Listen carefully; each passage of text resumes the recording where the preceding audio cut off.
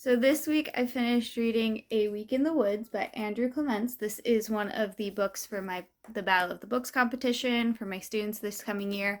So I had to read it, write 20 detailed based questions that we're going to test them on throughout the year. And then at the end, there's going to be try 120 questions. It's crazy.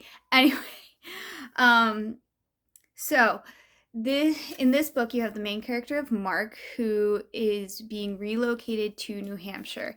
His parents have acquired a new business in New Hampshire, so they are moving to New Hampshire. But really, it's just kind of Mark moving to New Hampshire with this lovely couple who kind of takes cares of him. The one is mainly to take care of things around the house and the grounds and everything like that, and his wife does a lot of the cooking and the cleaning, but really they're taking care of him because his parents are always on a business trip for the most part.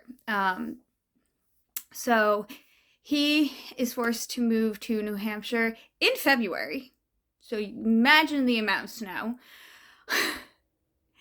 But also you're halfway through the school year already, which as a teacher, I feel so bad for students who are moved halfway through the school year. There's still time to make friends and things like that. The worst are when they move the end of the school year. It's why would you do? Why? These poor children. I understand there are extenuating circumstances, but poor children.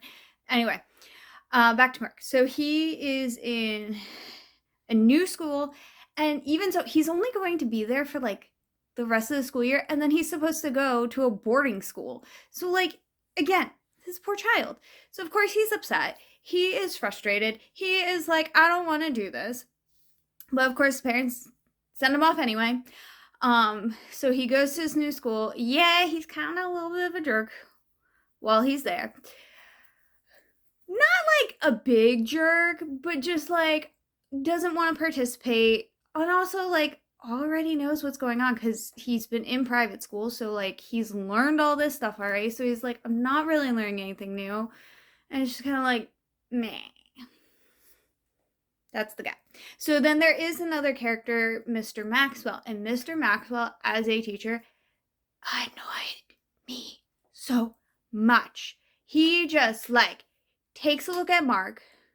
First few interactions don't go great because Mark doesn't really want to be there, and Mr. Maxwell's he's spoiled, he's rich, he's lazy, I'm done, so really the cusp of all this was Mr. Maxwell was going to do this big experiment, and he asked Mark a question, and Mark's oh no.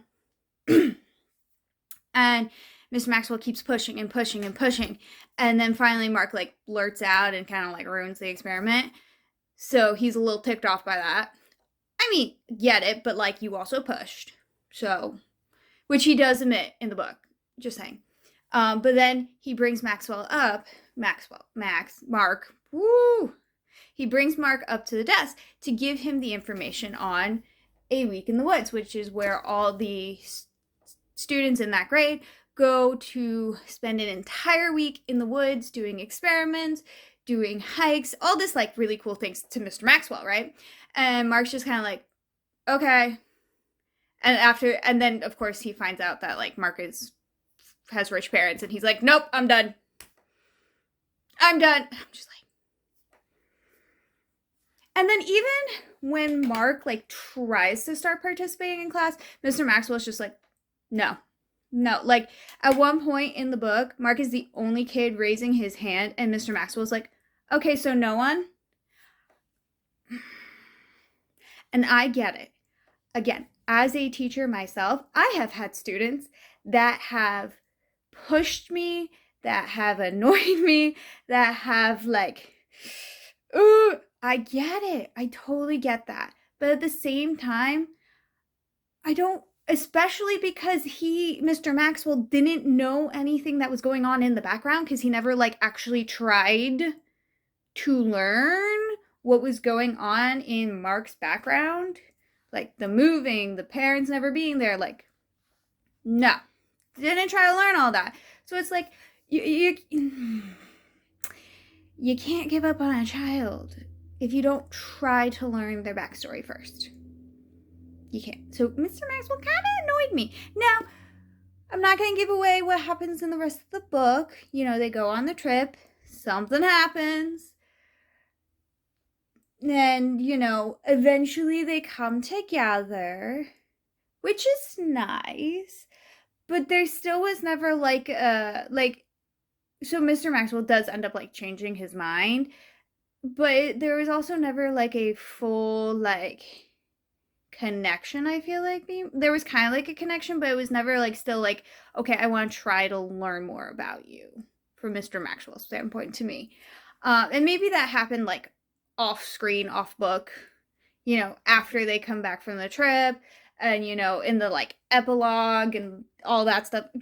There is no epilogue, but I'm just saying, like, maybe it happened then. I just wish it would have happened like in the book a little bit more. I don't know.